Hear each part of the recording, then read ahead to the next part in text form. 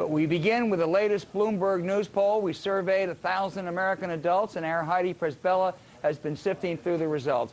Heidi, Barack Obama and health care reform on all the particulars, extending coverage, insurance reforms, exchanges, he gets a lot of support. What's the problem? The problem is we're a nation of debtors, and that's finally dawning on people, Al. Like you say, there's a lot of support for some of the main provisions that Democrats are putting forward, like taxing insurance companies, extending insurance. But what there's not support for is adding one more cent to the federal tab. In fact, most Americans said they're so spooked by the federal debt that they'd rather risk a longer-lasting recession than spend any more money. There's a lot of talk about Barack Obama's summer of discontent. How's he doing with these people, job approval personally? Personally, he's doing pretty well, and that's kind of the disparity that you see, is that there's a lot of anxiety over some of his policies on the economy, particularly on the federal debt. But his personal approval, and particularly his personal favorability ratings, remain high. People are worried, as you have said, about the deficit, the debt, and the economy in general. Are they more or less optimistic, or where? They're about evenly divided, and you see a lot of this breaking out along partisan lines, but they're very pessimistic about the ability of the government to do anything about it. There's definitely more people who are more pessimistic than optimistic. And the Republicans, how do they do? Well, there's one statistic that kind of says it all, and that is that despite all of the problems that Barack Obama is having, they still prefer him to George W. Bush by a margin of about 2-1. And when you look at the congressional ballots as well, Democrats are still holding their lead there by about 8 percentage points. So what does this tell us? It tells us that Republicans aren't really doing the best job of capitalizing on some of the problems that this administration is having yet. One person that does pretty well is the Secretary of State. That's right. In fact, Hillary Clinton's approval ratings, and quite a contrast from the campaign, are higher than Barack Obama's, only by a hair, about 1 percentage point, which is within the margin of error, but it's still kind of interesting to see that shift. Heidi Presbella, thank you for going through those numbers. Let me turn to you two now. Margaret, let me start with you. Joe Wilson, the congressman from South Carolina, reprimanded by the House for calling Barack Obama a liar, and Jimmy Carter says it was about race.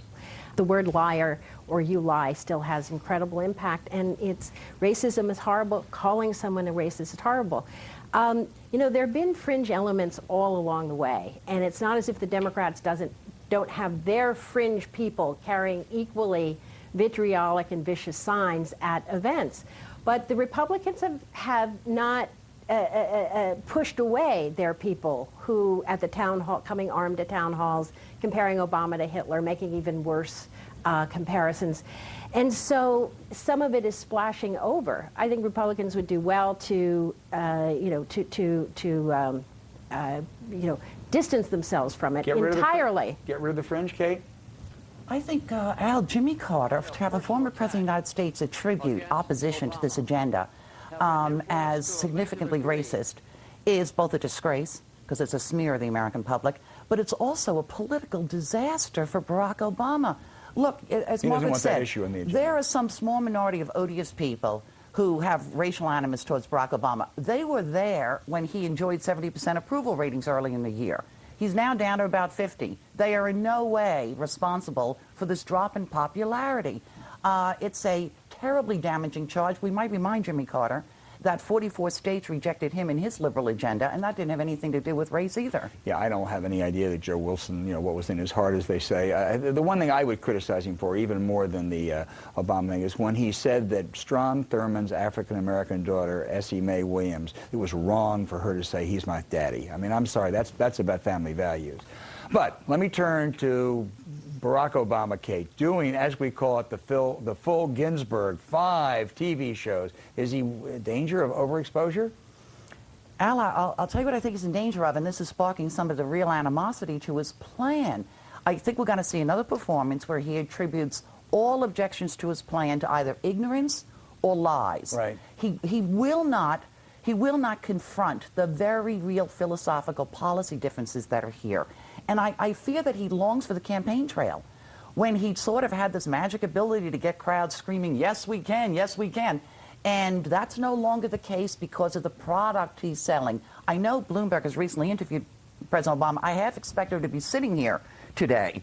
I'm sort of disappointed. He was terrific, and the Bloomberg meeting was great. But 5 this Sunday, Margaret? Oh, you expect Barack Obama to be sitting here, right? He's coming everywhere. Convince us, Margaret. And David Letterman, who I think, given the heart attack, will be right on board with the president. Listen, he has explained now. I grant you, initially he was vague. Now there's a Senate finance bill. You know what the president wants. So you don't worry about him being overexposed?